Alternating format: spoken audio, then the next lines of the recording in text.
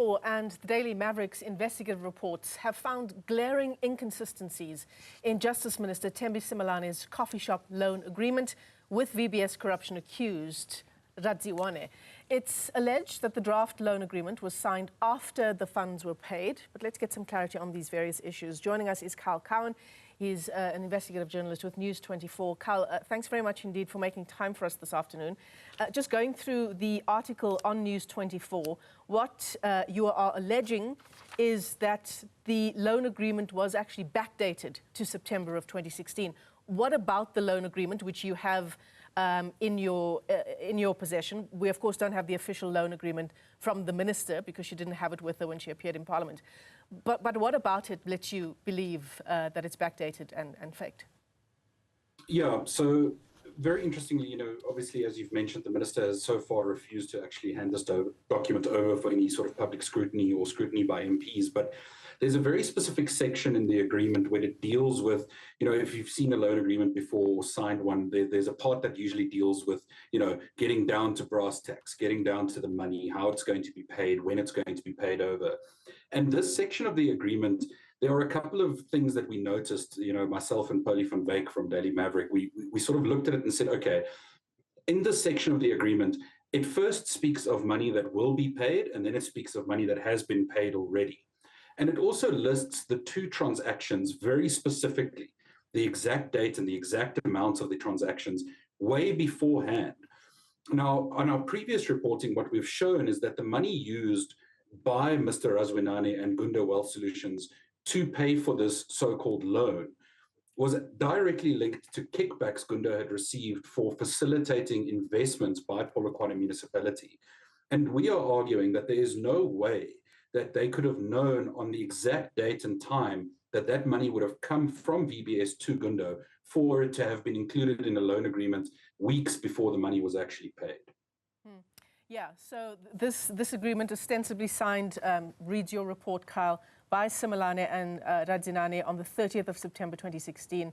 Simelane, you say, has steadfastly refused to make public this document, but she was mayor of Polokwane in 2016, right? And she took this loan, quote-unquote loan of over 575,000 Rand from Gundo Wealth Solutions at a time when she, again, was mayor.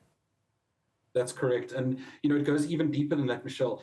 The Gundo Wealth Solutions had signed a 3-year contract a couple of months before that to provide investment brokerage services to Polokwane municipality. This is how, Ms. Simelane, who was, as you mentioned, was the mayor at the time, she became aware of this. She wanted to withdraw money from her pension to pay for the coffee shop, but she was advised by Gundo, Mr. Razwinane, to not touch her pension money and rather, we have this convenient loan product for you that we can offer. But as we have also previously reported, Gundo was not in the business of giving loans to anyone other than Ms. Simelane at the time. And the timing of it just suggests that, you have this company, they come in, they sign a contract with the municipality to broker investments, but they do so without accepting any payment from the municipality. And it is this point that Minister Simelane is saying, well, they weren't technically a proper service provider. Well, whenever you sign a contract with someone, you are providing a service to them, which means that Minister Simelane knew or reasonably ought to have known that Gundo was getting paid money by VBS Bank.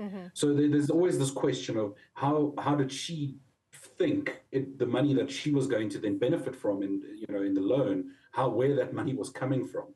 And this is a question we've repeatedly asked the minister, and unfortunately, she has not taken the opportunity to answer these questions directly. And we have also reached out to the minister to try and give her a right of reply to this interview.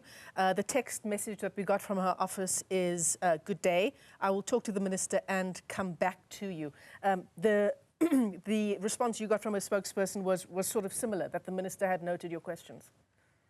Yeah, noted the questions and then very specifically said that they would not be commenting on a document that the minister did not circulate, which again, it's not a direct denial that the document is not the correct one or so on. But again, if you had nothing to hide and if this loan agreement was completely above board and that sort of thing, we asked for these documents initially in August when we first started, sort of approaching her for her version of the story. And these documents have not been forthcoming. we have managed to obtain a copy of the document, and we posed very detailed questions to her, specifically around these inconsistencies. You know, how were you aware that the money was going to be paid in these exact amounts on these exact dates? And why does the loan agreement say in one section that the money has already been paid, but the very next paragraph says it still will be paid? You know, and unfortunately, we're not getting a lot of engagement from the minister on this, which makes our job slightly more difficult, because obviously there's, you know, gaps in our knowledge, and there are questions that aren't being answered. And, you know, we really hope that the minister will at some point avail herself to answer these difficult questions. Yeah, absolutely. You know, you said at one stage, Kyle, that the minister sort of conveniently took the loan, except it wasn't convenient, right? Well, I suppose in some ways it was. On the one hand, the minister only made repayments on the loans some years after the date of the inception of this so-called loan agreement. But on the other hand, why take a loan where you're paying such a massive amount of interest? I think it's somewhere in the region of 50-odd%. Yeah, so there was a little bit of confusion around that. So it turns out that, you know, the minister paid back 849,000, which is just over 230,000 more than what she borrowed the money for. And that was 4 years later. It's quite significant. I just can't off the top of my head work out the interest rate now. Yeah. But, you know, she had told Parliament that it was a certain interest rate, and it was quite high. And she has used the excuse, of course, that, you know, it was very difficult for someone of her skin color to get a commercial loan from a bank and so on. And she's also explained that she had to move quickly. The opportunity was not available to her to buy the coffee shop for an extended period of time. And these explanations do sort of make sense, but we have to draw it back to the fact that, you know, she did have a bond with a commercial bank. And it brings the business rationale of the transaction into question. Most of the time, a bank would look at the business rationale of purchasing a coffee shop in Sandton and saying, well, you know, maybe this is not such a great business idea. Your business plan is slightly deficient. Of course, we don't know if any of those discussions ever happened, because the minister hasn't really opened up about it.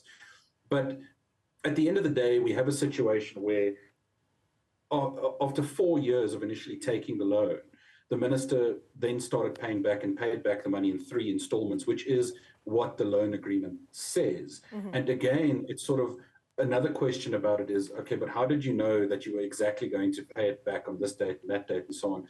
So it's all very questionable. And I just definitely feel that the minister hasn't been completely forthcoming about all of the circumstances around this movement of money. Yeah, we certainly haven't heard the last of the story. The other issue, of course, Kyle, and I'm asking you to editorialize here just a little bit, is that as a public servant, these issues become all the more important. No, certainly. And also, Minister Simelane holds an absolutely crucial cabinet position. As Minister of Justice, we need someone of impeccable integrity and ethics.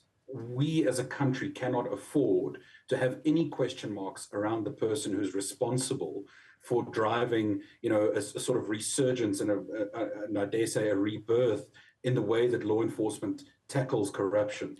Our country is grey listed. Every citizen in this country understands our problems with corruption, understands the effect that has on people's daily lives. And we need a Minister of Justice who can drive these processes, who can restore the independence of law enforcement agencies, who are still very much hollowed out and struggling to battle with these major complex crimes. And unfortunately, in this situation, we're dealing with someone who is not only not forthcoming, but has this massive cloud hanging over them.